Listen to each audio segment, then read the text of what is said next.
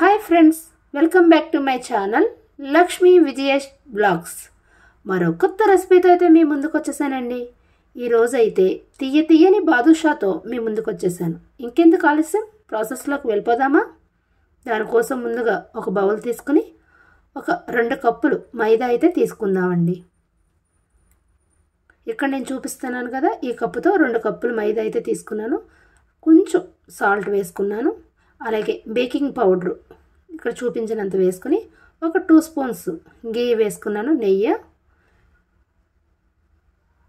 అది కలుపుకుందామండి. మనం వేళ్ళతోనే కలపాలి మొత్తం ఇదంతా. సాల్ట్ చాలా తక్కువ వేసుకోవాలండి, స్వీట్ కాబట్టి.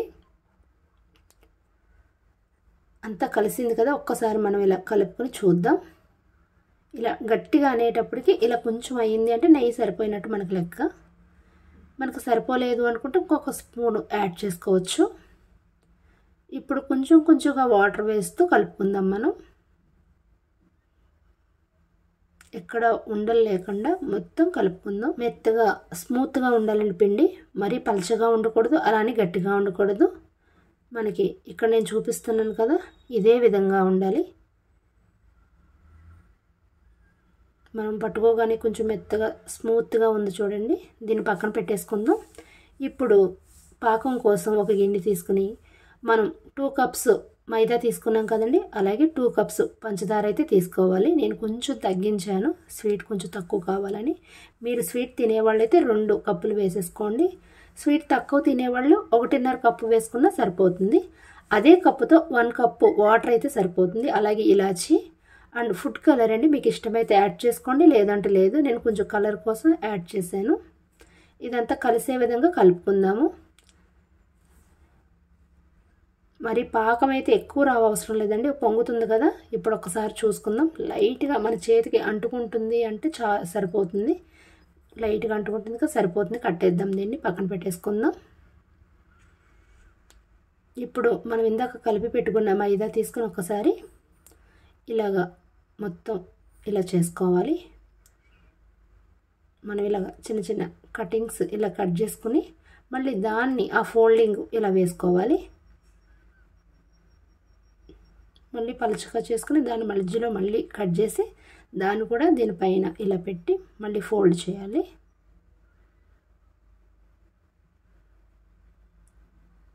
నేను 4 ఘాట్ల కింద అయితే ఇలాగా నేను కట్ చేసుకున్నాను, మీకు చూపిస్తున్నాను కదా, ఈ విధంగా. ఇప్పుడు దీన్ని ఒక పక్కన పెట్టుకుని నేను ఏ విధంగా అయితే కట్ చేస్తున్నానో అలా కట్ చేసుకుందాం. మనకి లోపల పొరల కింద వస్తుందండి ఇలా చేయడం వల్ల. ఇలా రోల్ కింద కట్ చేసుకుని మళ్ళీ మనం రౌండ్గా ఉండలాగా చేసేసుకోవాలి. ఇక్కడ నేను ఏ విధంగా అయితే చేస్తున్నానో అలా చేస్తే మనకి లోపల కొంచెం పొరలుగా వస్తుంది. ఇలా మధ్యలో కొంచెం మనం ఒక వేలుతో ఇలా నొక్కితే మనకి బాదుషా షేప్ అయితే వచ్చేస్తుందండి. అలాగే మన దగ్గర ఉన్న అన్నీ కూడా అదే విధంగా చేసుకోవాలి. ఇక్కడ నేను అన్నీ కూడా ఒకేసారి కట్ చేసి పెట్టుకుందాను, కట్ చేస్తున్నాను చూడండి. ఒక్కసారి ఇందాక ఏ విధంగా అయితే చేస్తానో అదే విధంగా చేస్తున్నాను అన్నీ కూడాను. ఇప్పుడు మళ్ళీ బాల్ చేసేసుకొని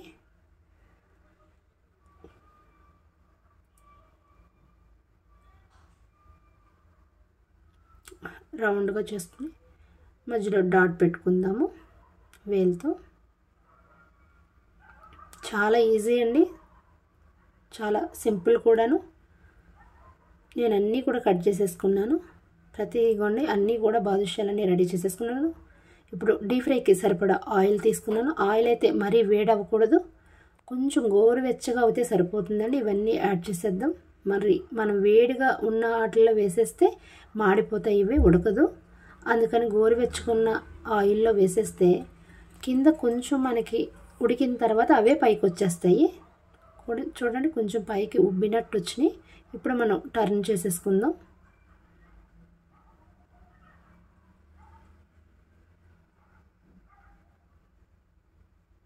కొంచెం గోల్డెన్ బ్రౌన్ కలర్ వచ్చిన తర్వాత మనం వీటిని తీసేసుకుందాం. ఇదైతే కొంచెం గోల్డెన్ బ్రౌన్ కలర్ వచ్చేసింది. మన పాకంలో డైరెక్ట్ పాకం వేడిగా ఉంటే సరే, లేదు అంటే కొంచెం వేడి చేసుకుని అందులో యాడ్ చేసుకుందాం. మరి చల్లగా అయిపోయిన దాంట్లో వేసుకోకూడదు, కొంచెం వేడిగా ఉన్న పాకంలోనే వేసుకోవాలండి. వేసుకుందాం మనం. ఇప్పుడు ఇందాక ఆల్రెడీ మనం పాకంలో వేసిన బాదుషాల్ని ఒకసారి టర్న్ చేద్దాం. ఎందుకంటే ఆ జ్యూస్ ఆ లోపల వరకు వెళ్ళాలి కాబట్టి మనం ఒకసారి టర్న్ చేస్తే ఇటువైపున కూడా ఆ పాకం అనేది పీల్చుకుంటుంది. ఇవి కూడా ఫ్రై అయిపోయినాయండి. దాన్ని కూడా ఈ పాకంలో యాడ్ చేసేద్దాం. మిగిలినవన్నీ కూడాను ఇవన్నీ కూడా పాకం పట్టే విధంగా కలుపుకోవాలి. కొంచెం మనకి పాకం వేడిగా ఉన్నప్పుడు వేయడం వల్ల తొందరగా పీల్చుకుంటుందండి.